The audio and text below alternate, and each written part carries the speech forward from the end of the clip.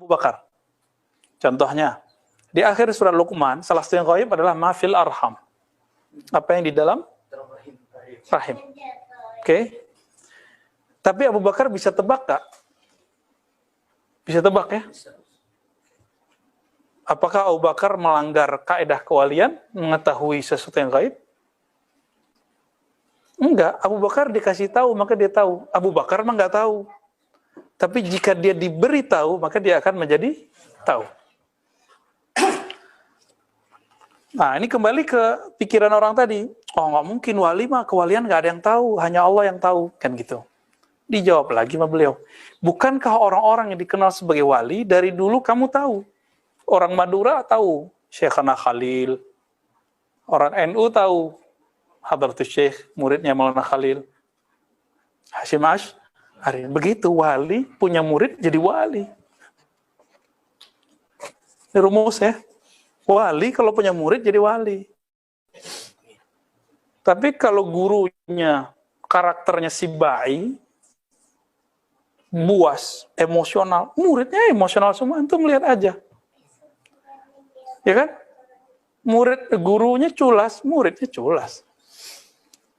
Maka Imam Sya'rani dengan kasar sekali ngamuk beliau ngomong. Tapi selevel Imam Sya'rani wajar. Imam Sya'rani. Apa kata beliau? Al-kalbu ibnul kalbi. Ya anjing anak anjing katanya gitu. Kan bahaya tuh ya. Nyala mulu kerjaannya. Nantang orang terus kerjaannya. Benci orang terus kerjaannya. Emosional terus bawaannya. Dan itu kemudian dianggap emosinya bagian dari jihad. Nah ini bahaya ini. Nabi itu di kolbunya bughdun atau rahmatun? Rahmah. Lil alamin atau lil mu'minin? Lil alamin. Untuk orang, semua makhluk di dunia. Berarti pewaris kolbu Nabi, sederhana aja, sama dengan pewaris rahmatan lil. Jadi antum itu bisa menjadi calon kekasih Allah. Saya bisa menjadi kekasih Allah. Kalau di kolbu saya banyak rahmatullah. Gitu aja rumusannya. Jadi nggak aneh-aneh wali itu. Nggak aneh-aneh wali itu. Allah itu muntaqim. Apa arti muntaqim? Ustaz Isnaini mau berubah nama dia sekarang. Hah? Muntaqim. Apa arti muntaqim? Kok pendendam? Allah kok pendendam? Intaqama. Apa arti intaqama? Nikmah, apa arti kata nikmah? Yang salawat Badar kan ada tuh. Ya, nikmah. Kan asal katanya naqamah. Kan?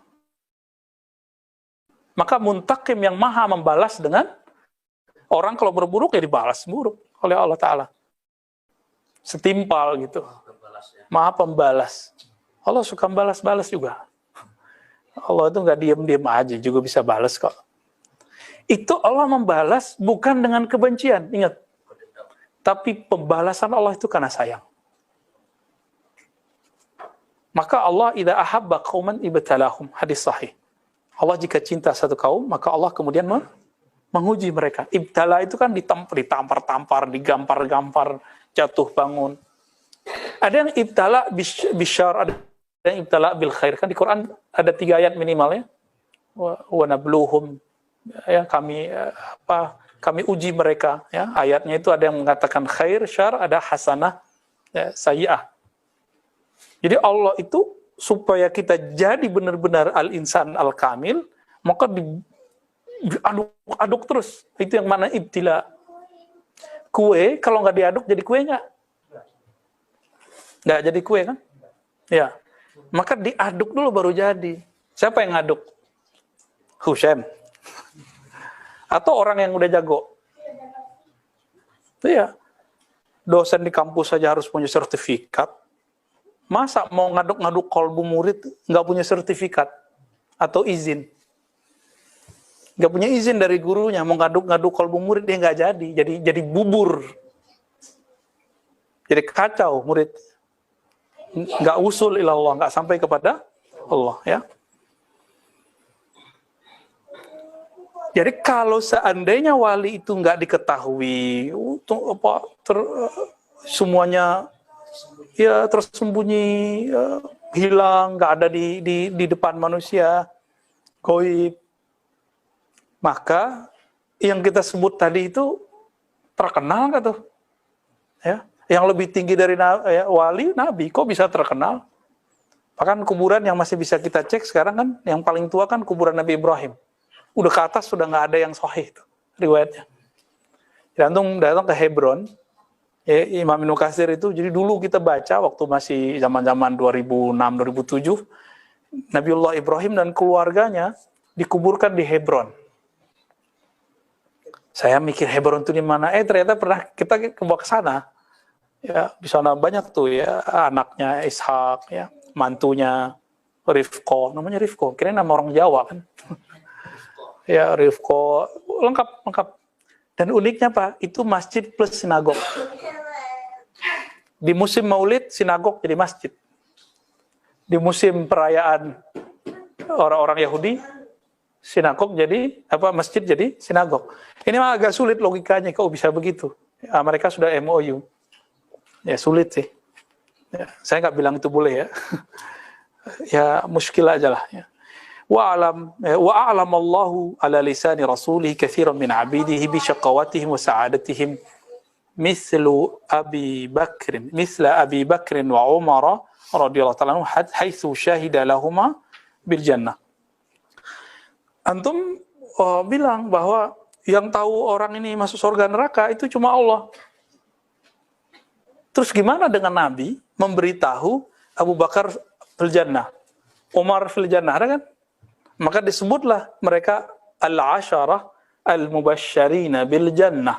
10 orang yang dikabarkan awal-awal masuk surga. Ada gak? 10 doang dari kalangan sahabat laki-laki yang senior atau yang punya jasa banyak. Fatimah nggak masuk di situ. Padahal Fatimah khusus.